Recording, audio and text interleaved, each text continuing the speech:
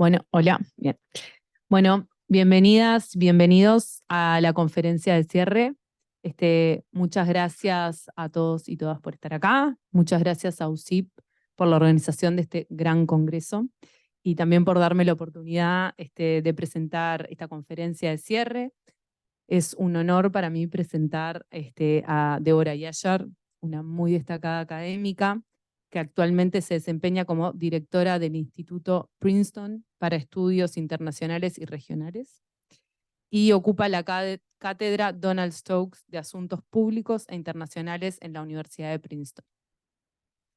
Es un honor tener a Débora como ponente de cierre en este congreso que se tituló Democracia y Desarrollo, ¿qué hay de nuevo? Su participación es particularmente relevante, ya que en su destacada trayectoria académica siempre ha empujado agendas de investigación novedosas que desafiaron las formas en las que pensamos el desarrollo y la democracia en la región, como por ejemplo el acceso a ciudadanía de movimientos indígenas en la era post-neoliberal, el rol de la capacidad de los estados en los países en desarrollo, la política étnica y migratoria, y la complicidad entre el Estado y economías políticas ilícitas. Este último tema ha tomado particular relevancia en los últimos años para la ciencia política, y como se discutió en uno de los paneles de hoy en la mañana, es cada vez más inminente la necesidad de incorporar la economía ilegal para entender el desarrollo y la democracia en los países latinoamericanos. Hoy Débora nos va a presentar su trabajo que fue publicado en el libro Ecologías homicidas, economías políticas ilícitas, Ecologías homicidas, perdón, economías políticas ilícitas y estados cómplices en América Latina, que fue publicado en 2018 por Cambridge University Press y que recibió el premio a Mejor Libro por la Asociación Estadounidense de Ciencia Política, APSA, en 2019. Sin más, le cedo la palabra a Débora.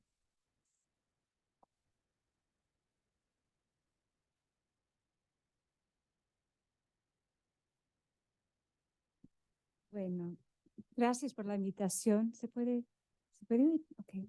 Gracias por la invitación. Es un privilegio de estar aquí con ustedes y quería comenzar agradeciendo a Rosario Querolo para la invitación, igual a Serrana por la ayuda de llegar aquí, a la asociación en general y la Universidad Católica. Gracias por la invitación.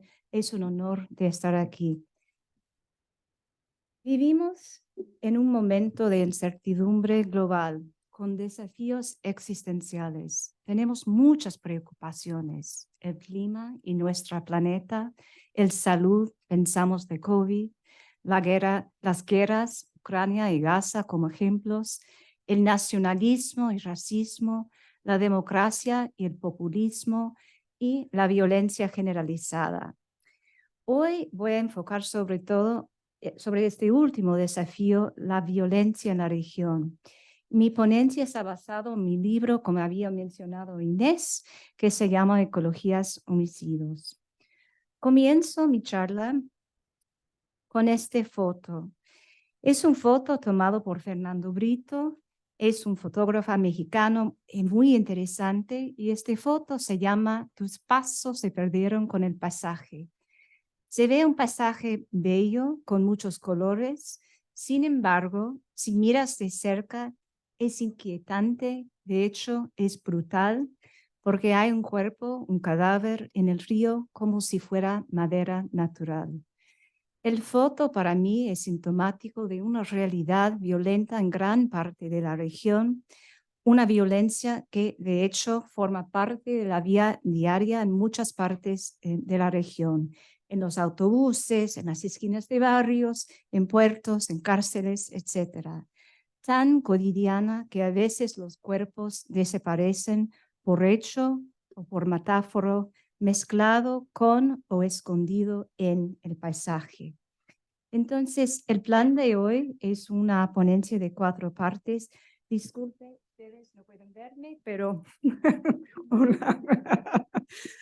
el plan de hoy es de 4 partes. Primero, una introducción muy breve sobre la violencia. Segundo, voy a introducir mis preguntas y el diseño de investigación.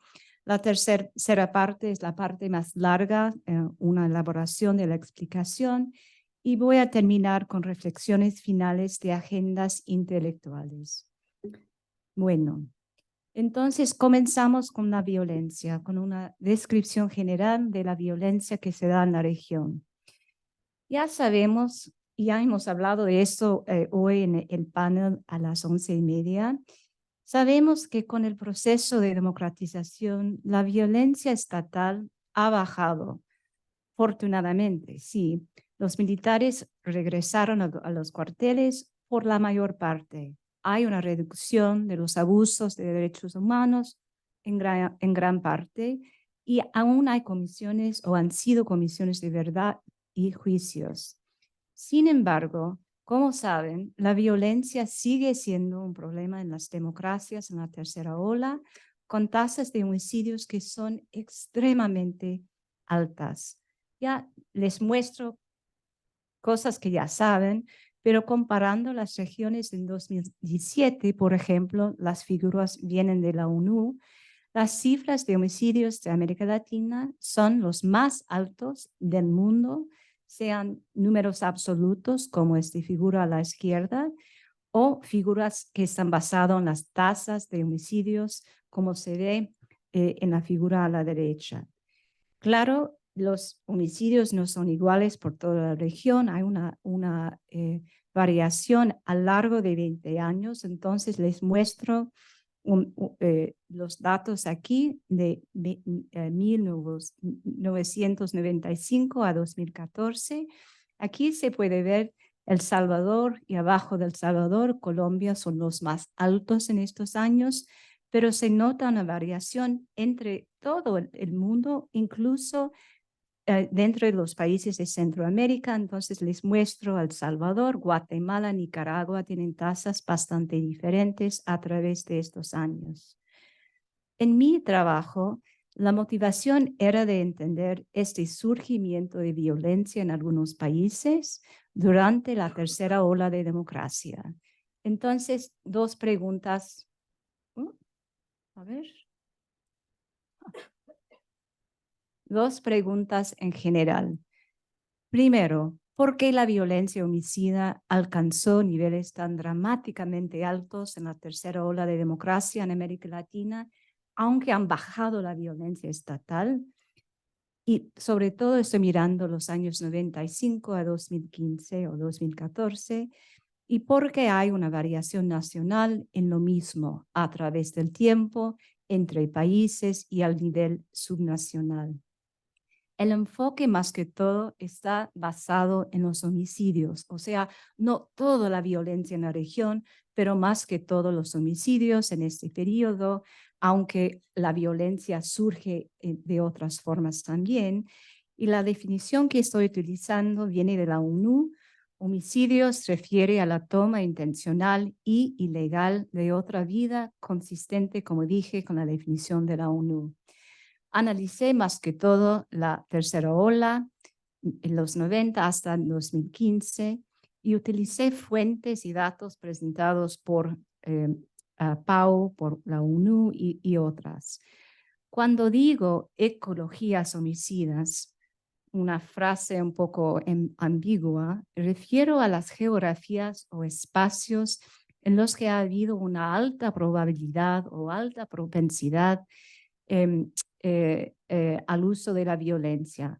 Ojo, no estoy analizando todos los homicidios, pero más bien los más altos, o sea, diferencias de nivel. Y eso es el enfoque de este libro. Entonces, puede pensar cuáles países donde estoy haciendo este trabajo.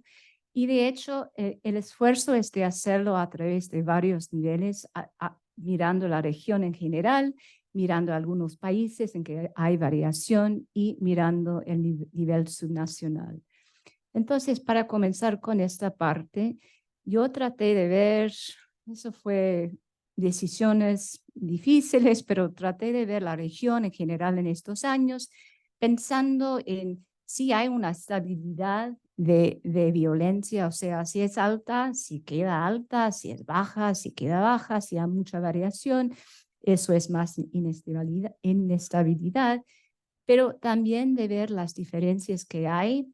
Y dije que hay un grupo de países en que es baja y quería enfatizar baja para América Latina, no es baja para el mundo, pero baja para la región, casos que están en la posición intermediaria y después casos muy altos.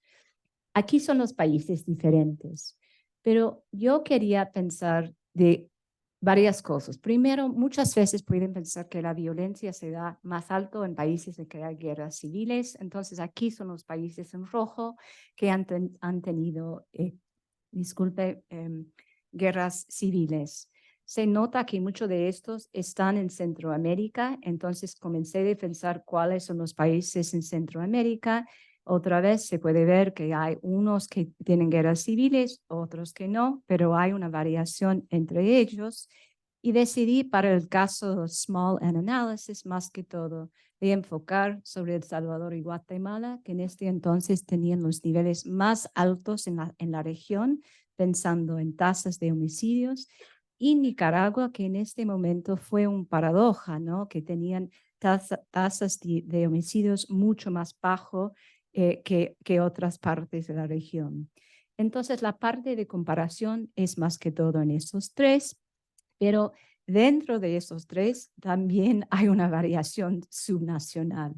Entonces, el esfuerzo fue de tratar de ver la región, de pensar en esos tres casos y de allí pensar de las hipótesis, y sí fueron hipótesis, hablando del panel de esta mañana, pensar de esas hipótesis al nivel nacional y subnacional, con entrevistas, con bases de datos de periódicos, con ayuda de muchos estudiantes que me ayudaban con esto, con mapeos de violencia, con documentos primarios y secundarios. Entonces, ¿qué está pasando? Eso fue los métodos. Okay. Entonces, ¿qué está pasando? Ahora voy a enfocar más que todo sobre la explicación, la parte más grande de esta ponencia o la parte más larga, mejor dicho, de qué está pasando en la región. Entonces, uno puede pensar cuáles son las explicaciones, qué es el debate académico. Y al principio, porque comencé ese trabajo, pero hace años, no en el siglo XVIII, como había mencionado Scott al mediodía, pero hace mucho tiempo. Y al principio, mucha gente estaba pensando, puede ser que tiene que ver con las guerras, eso es la razón por la cual la violencia es tan alta en Centroamérica, o puede ser la desigualdad, eso fue una explicación más que todo en Brasil, mucha gente estaba hablando de esto, o las reformas neoliberales, porque todos decían que las cosas malas estaban relacionadas a esto, la sociedad, etcétera. Pero yo en este momento pensaba que no podían explicar la geografía de la violencia entre países, dentro de países, porque había una falta de correlación básica.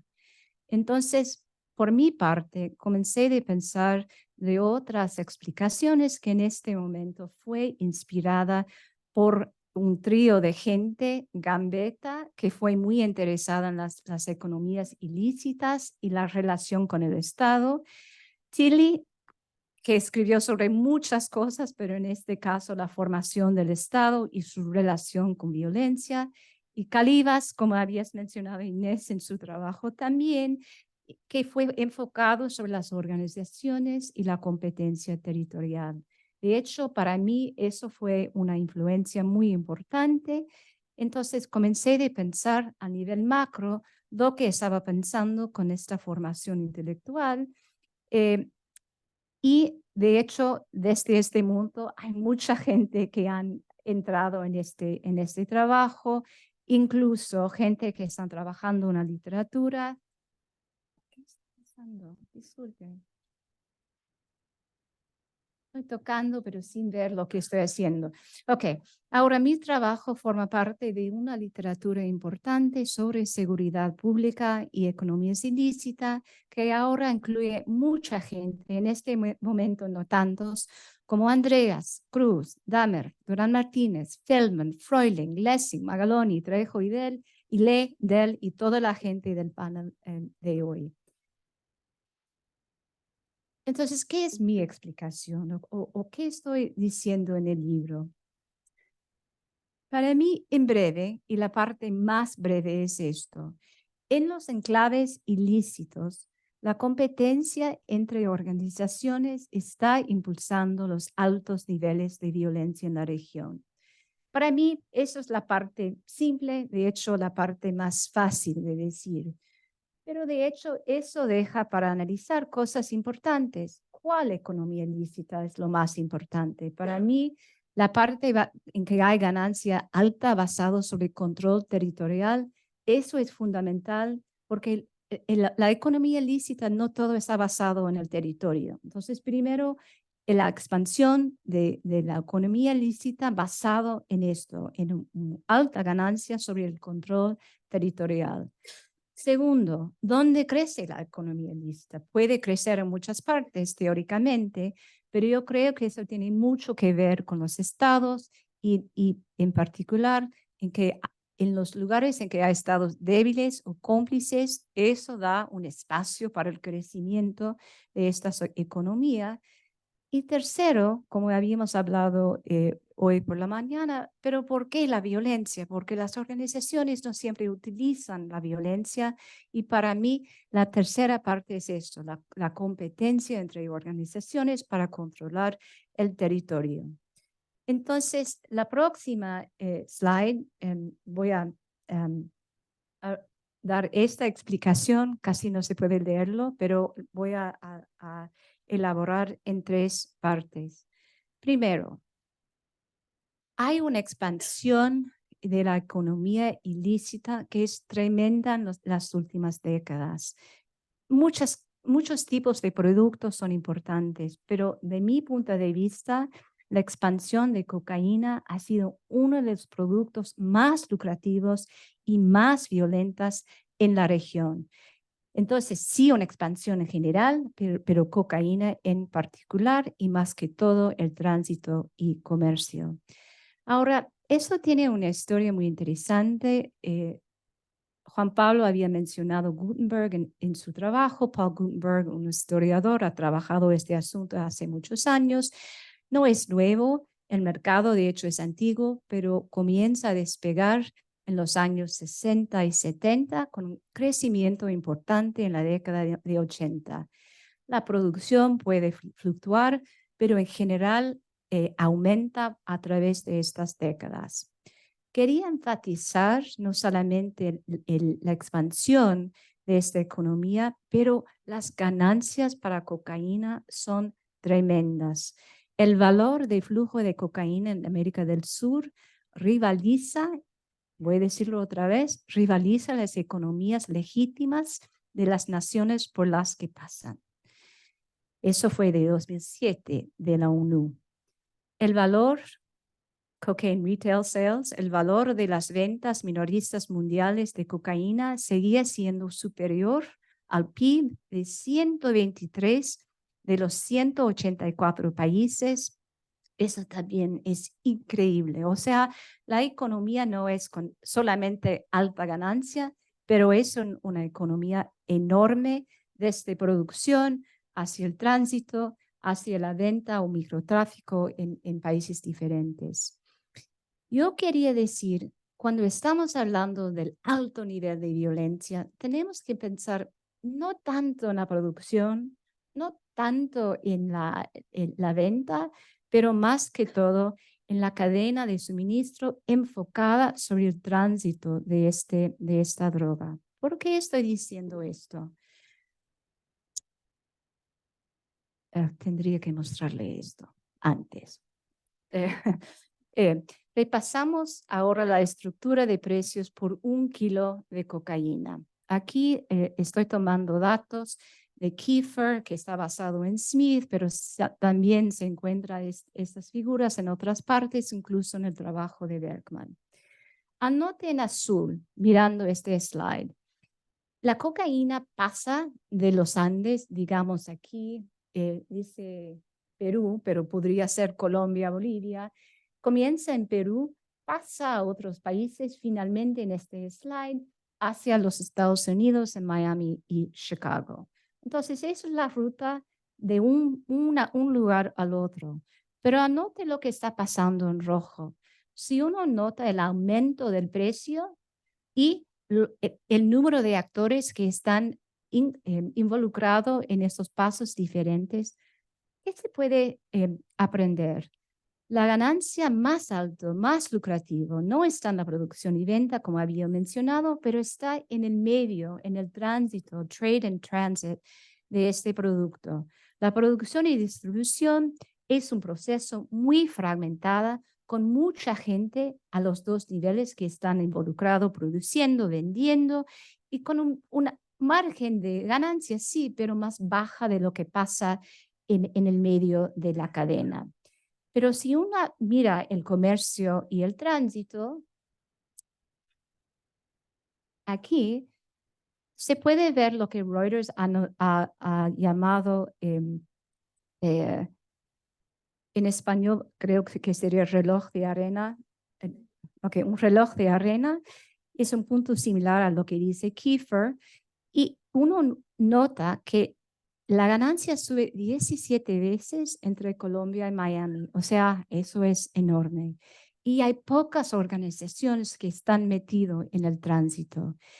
En general, pequeño número de contrabandistas con el mayor retorno de su inversión. De hecho, más de 70% de las ganancias en consecuencia se destinan a actores situados entre los distribuidores del nivel medio y el consumidor. Y yo voy a decir que las regiones más violentas están metidas en esa parte de la cadena en que hay la trade and transit, el tránsito de la droga. Entonces, ¿qué ha pasado mirando otra vez la región? Las drogas, claro, pasan de los Andes hacia los estados, hacia de hecho también Europa, pero originalmente pasó por el Caribe y Florida. ¿Qué pasa? En 94, los Estados Unidos muestra que la ruta de droga pasa por aquí, pero hay un crackdown. O sea, las organizaciones tienen que cambiar su lugar y se comienzan a pasar no por el Caribe, pero por Centroamérica y por México. Aquí se nota, no sé si puede leer todo, pero hay un cambio de donde pasan las drogas más por Centroamérica que por otras partes. Entonces, en resumen, esta expansión de economía lucrativa tiene también cambios territoriales y hay un incentivo económico de alto riesgo para controlar esas rutas que son territorios, small turf, large territories, pero territorios de contrabando, de comercio y de tránsito. Estamos hablando de puertos, de fronteras, de carreteras, etc. Eso es un tipo con la economía transnacional de narcotraficantes. Pero hay una segunda cosa que pasa. Si eso es una economía transnacional, también hay una economía local de maras que están basadas en extorsión. Las dos cosas están pasando a la vez, pero tienen una dinámica un poco diferente. Lo que quería enfatizar es que las maras, las pandillas, las bandas, como habíamos mencionado esta mañana, tienen que controlar los espacios, porque la extorsión en Centroamérica está basado en la capacidad de controlar un barrio, de controlar los caminos, de controlar las tiendas. La extorsión está basado en esto. Hay casos famosos en Centroamérica, también en México, en Brasil, y todos estos estudios comparten una cosa. Hablamos del trabajo de Cruz, de Fontes, de Levinson, de Moscopia. Todos notan la centralidad de controlar este territorio, los enclaves urbanos para extraer rentas a cambio de seguridad. Pero aquí, como había mencionado esta mañana, hay un cambio muy importante en estos años porque hay un cambio de pandillas que son bandas de jóvenes, ¿no? Que se juntan muchas veces originalmente para conocerse, tal vez un poco de robo, tal vez otra cosa, pero se ponen profesional, se ponen muy enfocadas sobre la organización de estos grupos y para sacar una ganancia más alta. Todo una historia interesante de lo que había pasado en las cárceles, podemos hablar de esto después, pero eso está pasando en países como Guatemala, El Salvador, Honduras, pero no en Nicaragua. ¿Qué pasa en Nicaragua? Voy a decir algo un poco más después, pero tienen una presencia mucho más baja, más localizado, relativamente menos violento en estos años, aunque ha cambiado a través del tiempo. Entonces, en general, esos dos tipos de organizaciones con la expansión de la economía lícita a través de la región, los dos están basados en un control territorial que es la base, yo creo, que para los incentivos diferentes de las organizaciones. Entonces pasamos al la segunda parte de la explicación. ¿Dónde están creciendo estas economías? Podrían crecer en muchas partes y yo creo que aquí tiene que analizar el Estado. El Estado es clave para entender dónde están creciendo, dónde se van pensando de los narcos, etcétera. O sea, la variación de la capacidad estatal o complicidad estatal es fundamental para la estrategia de las organizaciones, incluso la localización de la economía ilícita. En particular, voy a decirlo, eso es la definición, no voy a leerlo porque ya va el tiempo, eso es la definición, pero quería mencionar que la capacidad es una potencialidad, no es una potencialidad que puede tener variación de entre sí, sea por seguridad, por desarrollo, por bienestar. Y en este proyecto, cuando estoy hablando de la capacidad estatal, más que todo estoy enfocado sobre las instituciones de coerción y de seguridad y más que todo sobre la policía, que en este entonces no había mucha gente que estaba trabajando este asunto, aunque hay gente muy importante que lo han trabajado. Entonces, para el trabajo comencé a analizar la coherencia organizativa de la policía, su eficacia, y no sé cómo traducir esta frase en español, homicide clearance rate.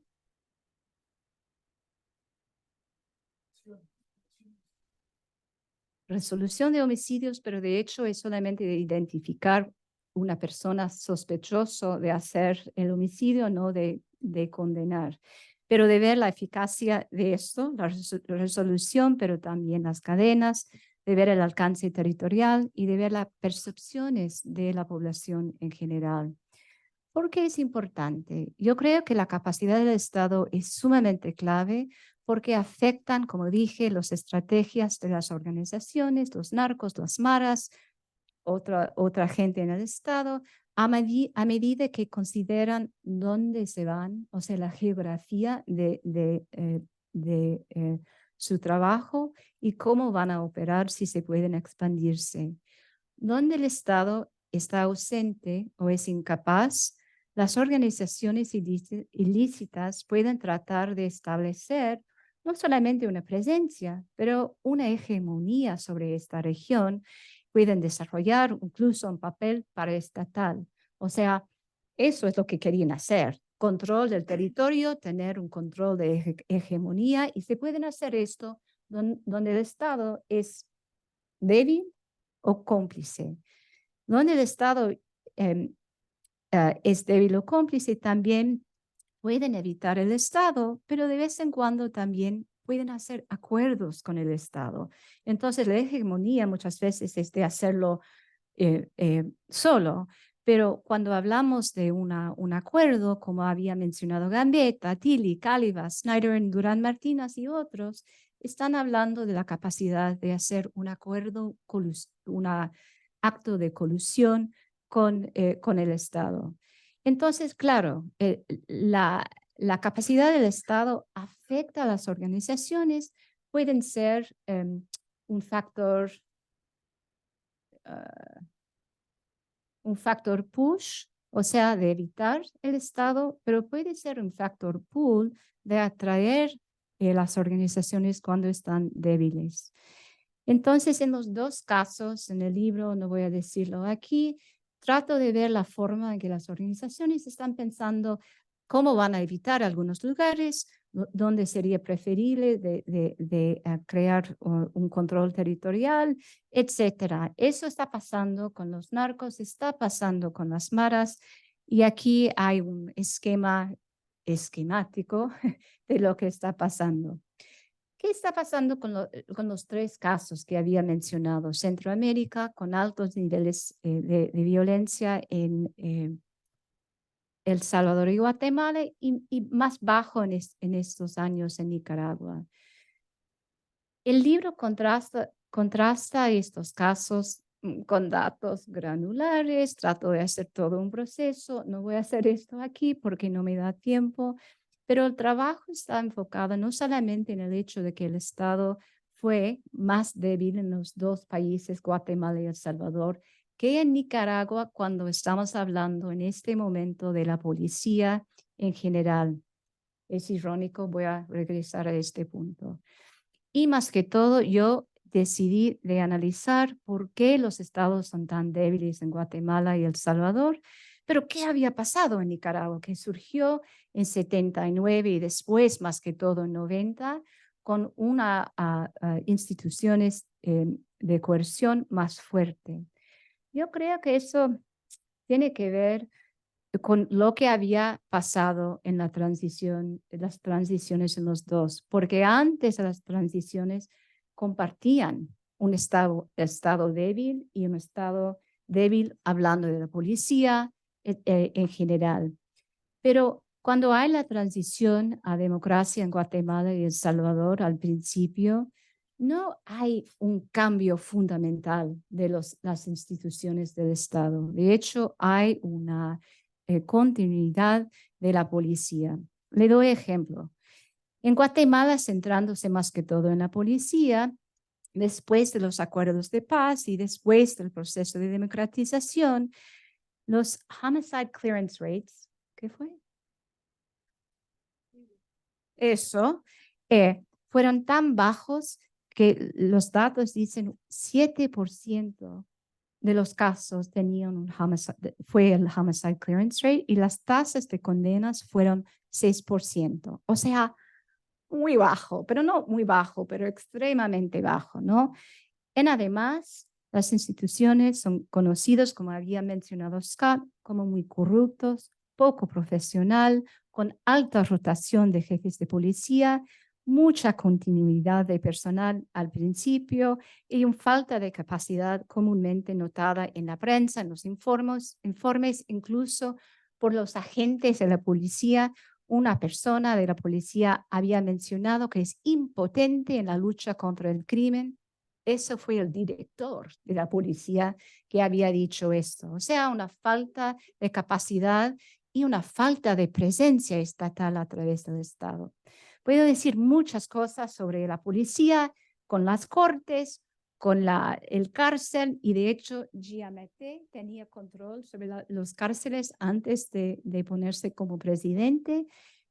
Pero es un Estado bastante débil, con una institución de seguridad muy incapaz y muy cómplice. ¿Cuáles son las implicaciones? Es claro, ¿no? Que hay un incentivo para los narcos de ir a Guatemala para utilizarlo para su territorio, y además hay un espacio para las maras para no solamente controlar barrios, pero también de aumentar su control en este caso. Claro, sí trató de reformar este sistema, como había mencionado Scott, pero fue cerrado por los presidentes Jimmy Morales y Giammattei hace poco. Hablamos de El Salvador, es una historia un poco diferente porque al principio sí habían reformas a la policía, pero el resultado fue casi igual, con la resolución de homicidios muy bajas, con condenas muy bajas, con corrupción y malversación, etcétera. Hay una frase de Senator Lee of Vermont de los Estados Unidos y dijo, pero en inglés, si bien El Salvador puede apuntar a cierto éxito en comparación con sus vecinos Honduras y Guatemala, sigue siendo un país de instituciones democráticas débiles. La Policía Nacional está desacreditada, infiltrada por el crimen organizado y desconfiado por el público. Por lo tanto, tampoco es una sorpresa que las pandillas que se ponen como marras crecen en este caso, con la famosa Mara Salvatrucha, Barrio 18, que son muy fuertes en El Salvador, también en Honduras, tiene presencia en Guatemala, pero lo más fuerte en El Salvador. Nicaragua. ¿Qué pasa con Nicaragua?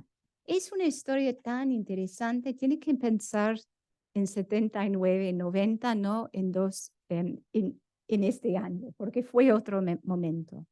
Porque en Nicaragua hay una ruptura grande, pero importante, una ruptura radical de las instituciones. Aunque antes, 79, tenía un estado bastante débil frente a la seguridad. Y por eso no tenía una geografía propicia para el crecimiento de los narcos, para el crecimiento de las maras. Esta ruptura fue con la revolución de 79, fue un clean break, cambió totalmente el Estado con respecto al ejército y la policía, pero también había reformas muy significativas en 90 con la transición de los sandinistas a Violeta Chamorro, que cambiaron la policía, lo cambiaron para ser una fuerza nacionalista, tenía una misión, un espíritu de cuerpo. Es increíble cuando hacían estas entrevistas en este momento, una profesionalización, una visión política, una autonomía del partido en este momento, no ahora, un liderazgo y una policía capaz. Entonces, fue un lugar, una región que fue muy diferente a lo que estaba pasando en Guatemala y El Salvador, con una excepción importante que es Bluefields por la costa, en que sí hay corrupción y también hay un poco de narcos allí también. Entonces, quería mostrarle unas cosas. La delincuencia como problema más importante, mira el slide. El Salvador y Guatemala son muy altos. Mira Nicaragua. En estos años fue muy, muy bajo. Eso fue de la POP. Eso es de la POP. Eh, eh, es eso. Si uno pregunta el problema más importante que se enfrenta el país, mira este slide.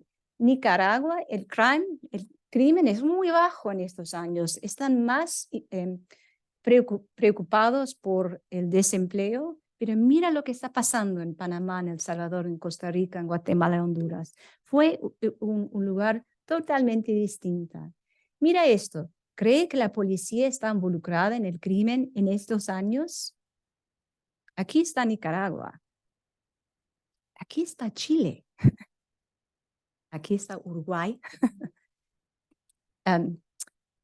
Y a la izquierda son los otros países, Guatemala, El Salvador. Pero quería mostrarle, en estos años, Nicaragua parecía más con esta pregunta a Chile y Uruguay que a los otros países de Centroamérica, que es sorprendente, ¿no?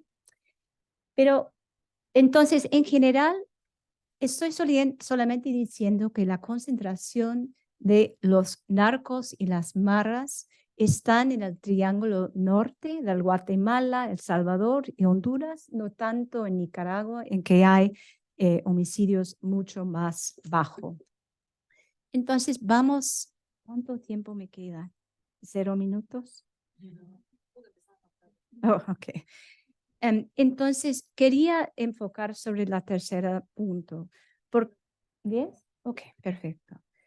Porque cuando hablamos de la expansión de esta economía lícita y cuando hablamos a dónde va, como dije al principio, eso no quiere decir, disculpen, eso no quiere decir que van a utilizar violencia. Violencia es una cosa muy costosa. Si uno utiliza violencia, invita la violencia también.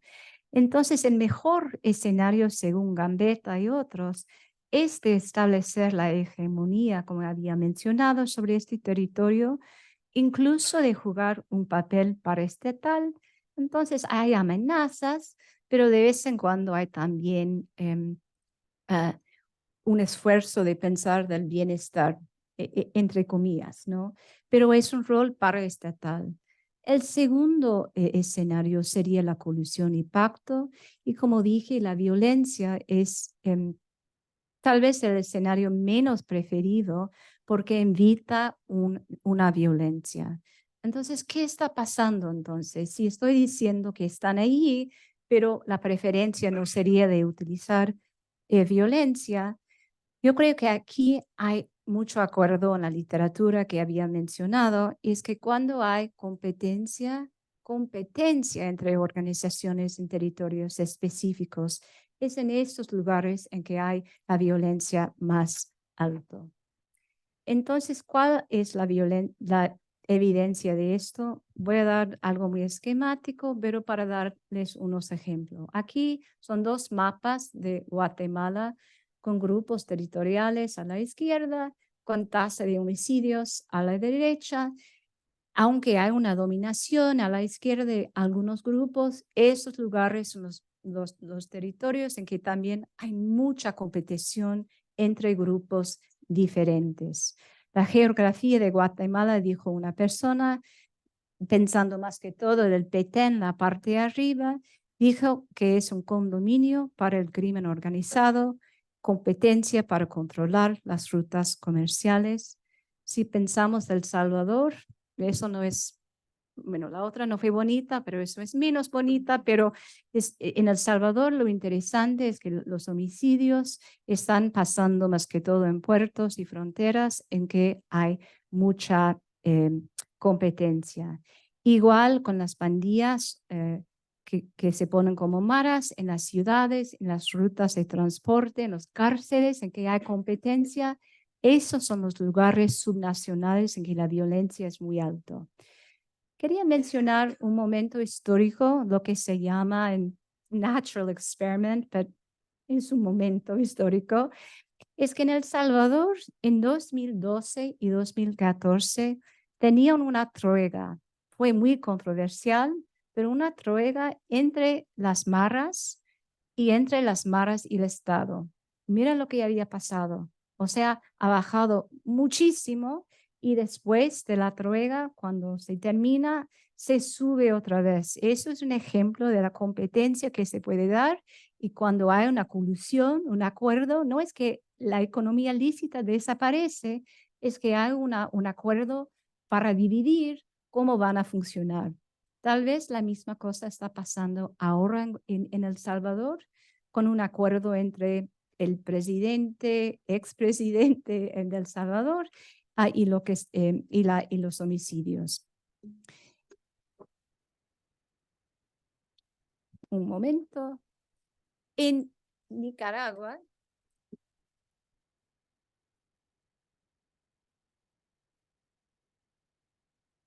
no está pasando de la misma manera, menos en Bluefields.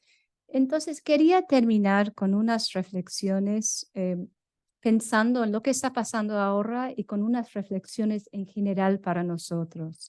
Porque como dije en resumen, y estoy repitiendo, en los enclaves territoriales ilícitos, la competencia organizativa está impulsando la violencia en la región. Y estoy pensando más que todo de tres factores que se combinan. Eso es las economías ilícitas pasado en el territorio, estados débiles o cómplices que están metidos con esto y la competencia territorial entre organizaciones. Tendría que ser esto. Tres cosas que quería enfatizar. Es un argumento multiscalar. La economía es local, es nacional, es transnacional. Comparte, de hecho, lo que había dicho Juan Pablo y Andrés en su libro que acaba de salir. Es histórico en el sentido de que la historia tiene influencia sobre lo que pueden hacer en el presente, y es territorial, no es todo el crimen, no es un robo de bancos, no es lavado de dinero, que es importante, pero con un impacto diferente para la violencia. He hablado como si fuera un proceso lineal, no lo es, podemos hablar de eso, la forma en que los narcos y las maras se fortalecen, la forma en que los narcos y el Estado tienen ahora una relación endógena, en que el Estado es más débil ahora que antes, gente que están adaptando sus estrategias, adaptando incluso aquí en Uruguay, que aprendí en el panel de hoy. Entonces, las cosas sí han cambiado, pero en este momento, de los 90 a 2014, yo creo que eso fue el proceso fundamental de lo que estaba pasando. Ok, ahora reflexiones finales. El problema sigue. Aunque estoy pensando de un momento hasta 2014, 2015, la región queda la más violenta que otras. Hay una variación tremenda en la región. Aquí, solamente para dar ejemplos, aquí está El Salvador, se puede ver Guatemala, Nicaragua, Uruguay y Chile. Las tasas han cambiado en la región. Entonces aquí se puede ver que han cambiado. Eso no quiere decir que la economía ilícita está desapareciendo. Puede ser que sí, puede ser que no, puede ser que haya una colisión, acuerdo nuevo. Creo, como dije, eso está pasando en El Salvador. Y en otros casos están surgiendo, no solamente Venezuela, pero Ecuador este año ha sido algo tremenda y muy preocupante. Entonces, 3 reflexiones. El primero es lo que había mencionado hoy por la mañana y como había mencionado otros en este panel. Lo ilícito no es una cosa aparte, no es solamente para la gente que están trabajando la seguridad pública, forma parte fundamental de la economía, punto final. No es una cosa aparte, pero es constitutivo de las economías políticas contemporáneas. Eso es la cosa primero que quería enfatizar, porque nuestras teorías en ciencias políticas no toman cuenta de esto. Tenemos teorías sobre democracia, por qué caen, por qué surgen, por qué hay esta calidad, pero muchas veces están basados en un argumento material sobre lo formal, de vez en cuando sobre lo informal, pero no incluye lo que está pasando a nivel ilícito, y yo creo que tenemos que tomar esto en cuenta pensando en la calidad de democracia, pensando en la capacidad de los estados, pensando incluso el bienestar y política pública, entre otros. Mi trabajo ha tratado de hacer eso a nivel macro.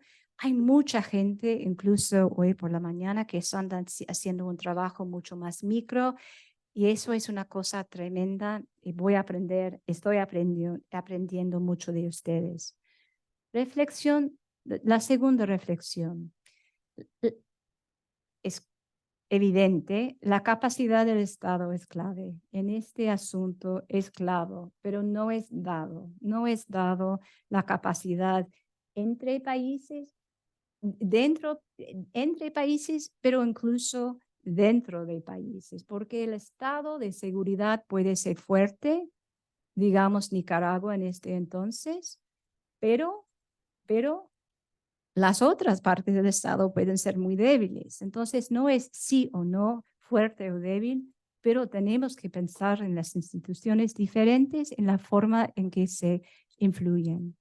Eso también es importante para nuestras teorías, para el rol de la política, de cortes y cuarteles.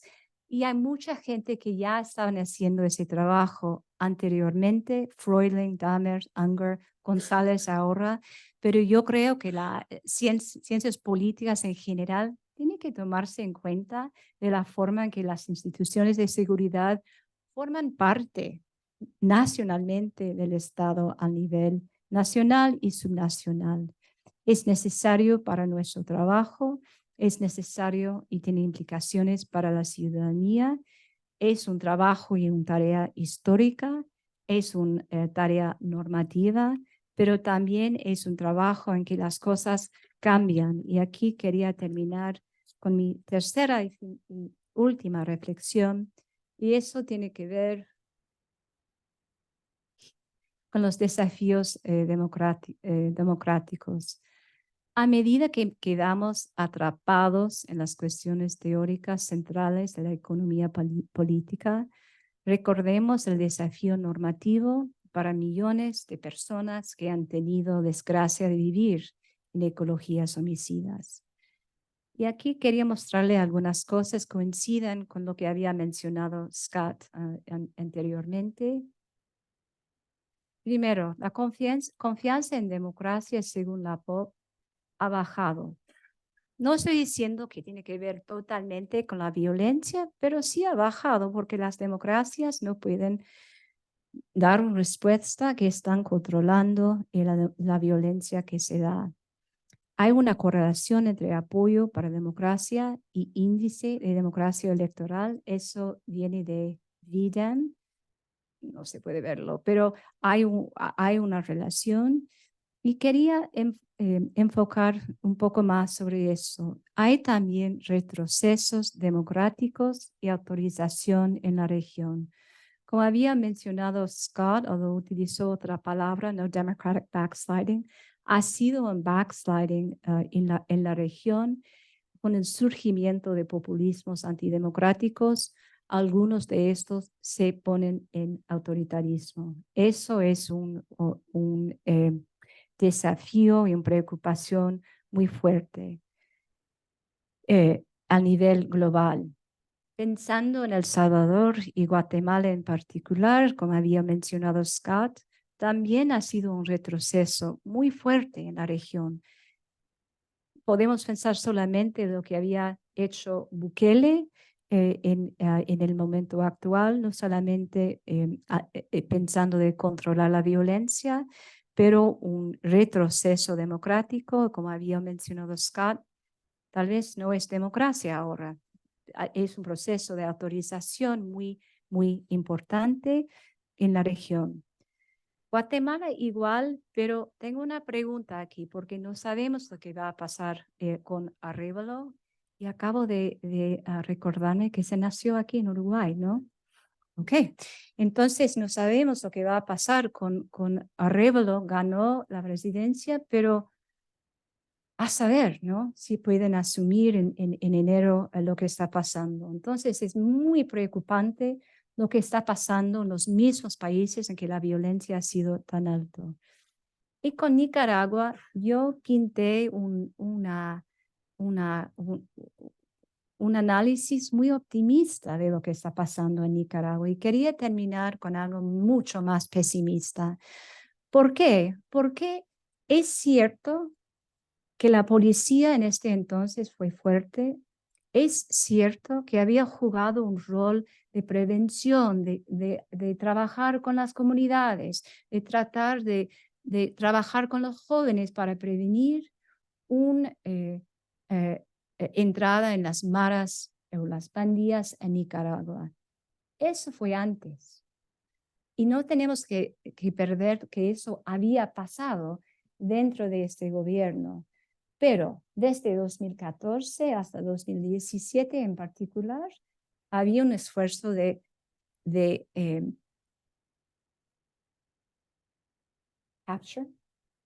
captura, fue muy difícil, de capturar la policía y de hecho eso es lo que había pasado en 2014 con reformas. 2007 nos enseña que es muy difícil de construir un Estado fuerte.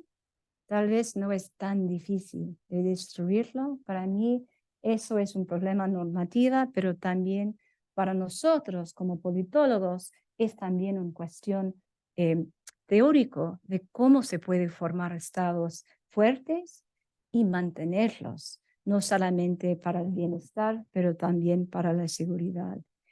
En estos casos, todos estos aquí, el Estado sigue siendo aspiracional, especialmente en enclaves subnacionales marcados por ecologías homicidas, La mayoría de las personas no eligen vivir en lugares violentos. Generalmente es un accidente de nacimiento lo que determina las circunstancias de la gente. El desafío político frente a esta incertidumbre, y comencé con incertidumbre, es cómo afirmar el control democrático sobre estos espacios, cómo reformar y empoderar a las mismas instituciones estatales de derecho que de hecho anteriormente han abusado la misma gente, y cómo mantener esas instituciones en el campo democrático. Eso es un desafío enorme, es una necesidad además política que requiere organización y vigilancia, no solo las fuerzas que trabajan contra la democracia, pero también los que luchan para profundizarlo. La ciudadanía democrática depende de eso, porque no queremos que los pasos se pierdan en el paisaje.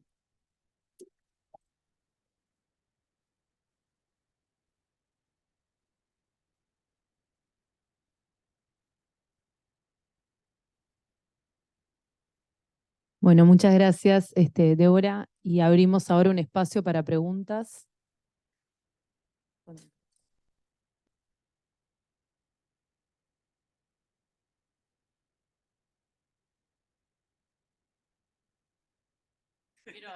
No quiero acabar. No.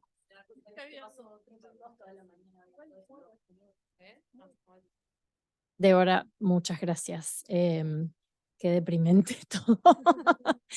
Quiero preguntarte cómo podemos pensar cómo hacer para salir de esto, ¿no? Porque por un lado tenemos estados débiles con policías completamente corruptas. Por otro lado tenemos estados fuertes que hace poco escuchaba a Ben Lessing decir cosas como, bueno, cuanto el Estado más usa la fuerza para combatir estas organizaciones, en realidad más las fortalece, ¿no? Entonces, eso también parece ser un problema.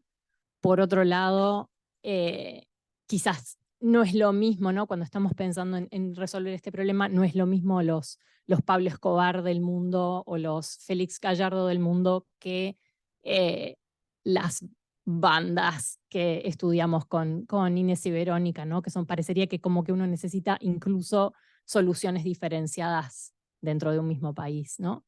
Me pregunto, no sé, ¿hay algo en las organizaciones de la sociedad civil que quizás sea un lugar donde podamos ir a buscar? Existen, ¿no?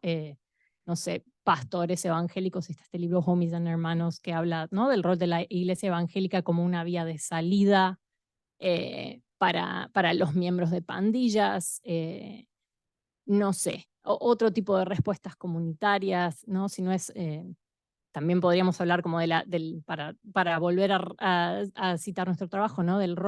Otros roles del Estado, en fin, no sé, cuál es como una vía para mitigar, quizás no eliminar estas cuestiones, pero de pronto mitigarlas o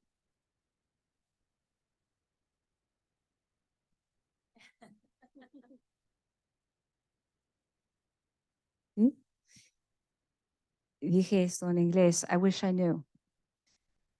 Ha sido un trabajo muy pesimista para mí, pero quería comenzar con algo optimista pensando en Uruguay, y de allí una respuesta mucho más pesimista pensando en Centroamérica.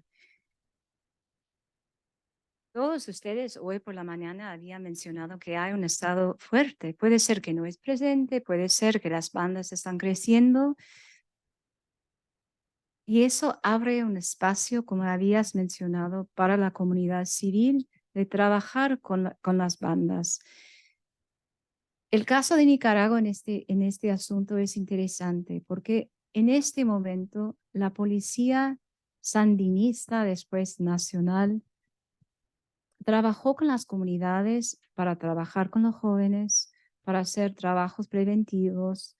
No fue tan punitivo. Sí, había condenas, ¿no? Pero no fue tan punitiva. o sea, fue un esfuerzo de trabajar con los niños antes de incluirlo. Interesante, de hecho, Rosario, porque puede ser que esta gente están en barrios calientes, que son sospechosos, pero no quiere decir que están metidos en el crimen. Entonces, pensando más en esta pregunta de cómo se puede trabajar con la sociedad civil y trabajar con la policía en un esfuerzo de socializarlo para que puedan trabajar con las necesidades de la comunidad. Porque de trabajar con las comunidades necesitan confianza, necesitan una historia de trabajar juntos. Hay un hombre en Los Ángeles, es un padre que ha hecho ese trabajo en Los Ángeles con hombres que habían salido del cárcel para hacer un trabajo de prevención y creo que eso es una manera de hacerlo. En casos como Uruguay, en que las bandas no son tan violentas, en casos en que la comunidad, como el trabajo que has hecho Inés, están trabajando a nivel comunitario, eso es una salida. No sé qué decir en Centroamérica, porque como había mencionado Scott al mediodía, había un esfuerzo de controlar la corrupción. Sí, cuando comenzó, al principio, como democracia, al principio no sabían lo que haría, tal vez no tenían mucha esperanza, pero después hizo algo. De hecho, hizo algo con la corrupción, hizo algo con el Estado, pero la gente poderosa no querían ser controlados. Entonces, ahora no existe. Entonces, no es solamente una cuestión de formas de las instituciones, también es una cuestión de la sociedad poderosa que apoye lo que están haciendo. Eso para mí es pesimista. Eso es segunda parte. La tercera parte es de decir que la economía ilícita es un producto de la política. No hay nada que ver con el producto como tal para decir que es ilegal. Hay un estado que dice marihuana es legal o ilegal, cocaína es legal o ilegal. El trabajo de Gutenberg había hecho ese trabajo con cocaína que es muy interesante. Entonces el estado puede pensar de cómo se piensan de lo que es ilegal y lo que es para pensar en una forma de trabajar con la gente, de minimizar la ganancia que se dan a las organizaciones competitivas. Tengo mucho más que decir, pero lo dejo ahí.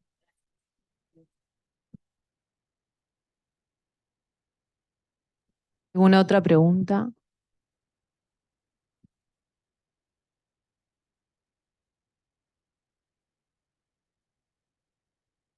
Hola, desde la más absoluta ignorancia, porque esto está muy alejado de los temas que yo trabajo, quería saber si se sabe algo respecto del efecto de la regulación y de la despenalización, porque hay como una especie de supuesto de que la despenalización va un poco le atornilla al otro lado a este tipo de bandas, pero no estoy tan segura si eso efectivamente es así y si se ha estudiado en distintos contextos, ¿no? De altos niveles de capacidad estatal, bajos niveles de capacidad estatal y sobre todo fiscalización.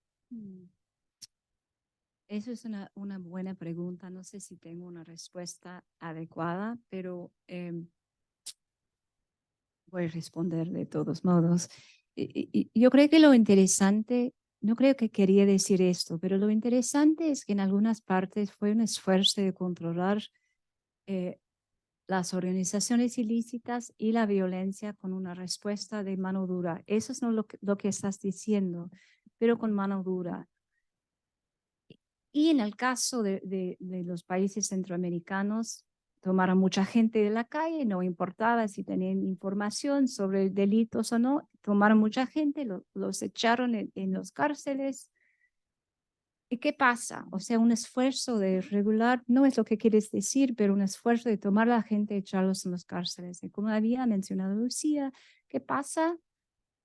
El cárcel forma un lugar en que hay la profesionalización de los mismos grupos. Las marras aprenden de las organizaciones criminales, aprenden de otros, o sea, forma un espacio para ponerse más violenta con consecuencias inesperadas, que es interesante. Pero creo que estás pensando más que todo de regulación de la droga como tal. Eso fue la pregunta. Y yo no sé gente que están trabajando este asunto, pero tal vez. Rosario. Rosario, ¿puedes responder a esto? No, en serio. Bueno, lo que pasa es que en realidad como tal vez esa pregunta es más como una pregunta para Uruguay que para los otros lugares donde se reguló, como para Canadá y Estados Unidos, donde creo que la pregunta no pasa tanto por el impacto que tiene digamos, como en el narcotráfico y en general los efectos que se muestran sobre el narcotráfico son mínimos y son difíciles también de medir, pero la evidencia que hay es muy menor hasta el momento. Lo que sí es que parte del mercado se volcó o sea, que el mercado legal capta, se lleva al parte del mercado ilegal y eso, por supuesto que tiene un impacto económico, pero lo que pasa que no es un mercado en donde haya una sola sustancia, entonces hay como algunas reglas que se van compensando la pérdida de uno de los productos. Pero hay algunos movimientos, sí, pero nada que implique que se desarmen las cosas que estamos viendo, sobre todo por el tipo de sustancia que es el cannabis, que no es una sustancia tan costosa, que no agrega tanto valor como lo que decía Débora, como que pasa con la cocaína y qué pasa con otras también sustancias que son más costosas en el mercado y además que tampoco genera violencia por consumo abusivo ni por estar bajo los efectos. Entonces, digamos que tal vez sería otra la historia si fuesen otras las sustancias que también se regulan. Pero si puedo añadir algo, es interesante también porque el impacto sobre el consumo es algo, el impacto sobre los mercados de microtraficantes es algo, pero para las organizaciones criminales que son transnacionales, en este momento han diversificado su portfolio. O sea, no es solamente esto, si no se pueden trabajar en este producto, se pueden trabajar en otro. Entonces hay toda una adaptación de las organizaciones más fuertes. De vez en cuando son centralizados, después de vez en cuando están fragmentados, pero siempre hay una adaptación a lo que está pasando. Pero yo estoy de acuerdo que hay mucha gente, incluso el trabajo tremendo de Rosario sobre esto, sobre la regulación, y podemos aprender algo de esto. Bueno, tenemos lugar ahí para una pregunta más. Sí, no, es una pregunta, más bien un comentario o dos comentarios. El primero es que gracias por una presentación excelente y un trabajo formidable. A la pregunta tuya quería hacer un comentario rápido, que es, digamos, dos ejemplos de trabajos de la sociedad civil que creo que han sido muy fructíferos. Los dos que conozco son ejemplos de Brasil. Uno en un contexto muy, muy difícil, que es el estado de Río y la ciudad de Río, el Instituto Igarapé. Han hecho un lindísimo trabajo sobre, es una organización de la sociedad civil. El otro es el núcleo de estudios de la violencia de la USP, que no solo, digamos, han hecho trabajos académicos excelentes, pero también han trabajado con la policía y han trabajado con algunas comunidades.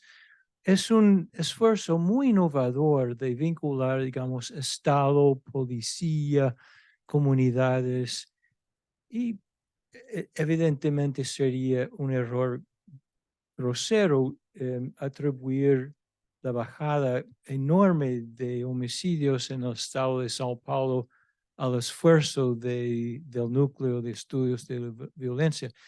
Pero hace unas dos décadas más o menos, la tasa de homicidio en el estado estaba alrededor de 25 o 30 por 100,000 por año y ha bajado a 8. Es un número, digamos, es un logro muy impresionante y estoy seguro que una parte de eso se debe a esfuerzos de la sociedad civil. Bien, una última pregunta para cerrar. Si podrías pensar alguna hipótesis o reflexión sobre la suba, estoy leyendo porque es una pregunta que me pasó Juan Pablo, sobre la suba brutal de homicidios en Costa Rica, que es un caso que siempre se pensó como excepcional en la región y que tiene bastantes características que pueden ser comparables con Uruguay. Wow.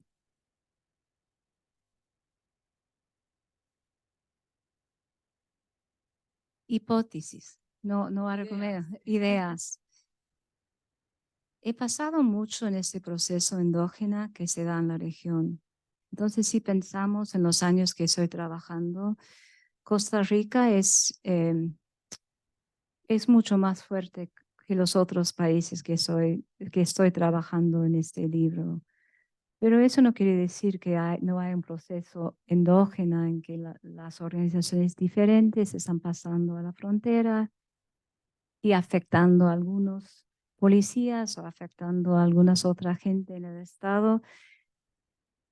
Eso sí puede pasar, un proceso endógeno de debilitación del Estado. Y creo que eso podría ser una hipótesis, que no podían hacerlo antes, pero mientras que hay otras oportunidades, están por lo menos tratando, aunque no sabemos si va a continuar. Y esta cuestión puede subir, la cuestión es si mantengan este nivel muy alto.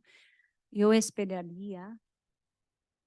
espero que va a bajar, pero eso sería mi hipótesis. Y además, una cosa diferente a Uruguay, Costa Rica está cerca a otros países en que sí las drogas están pasando, pero de una forma muy fuerte. Entonces, la región como tal ofrece un espacio, aunque yo tengo esperanza para Costa Rica que no continúa. Muchas gracias, Deborah, muchas gracias a todos y ustedes. todas. Ustedes.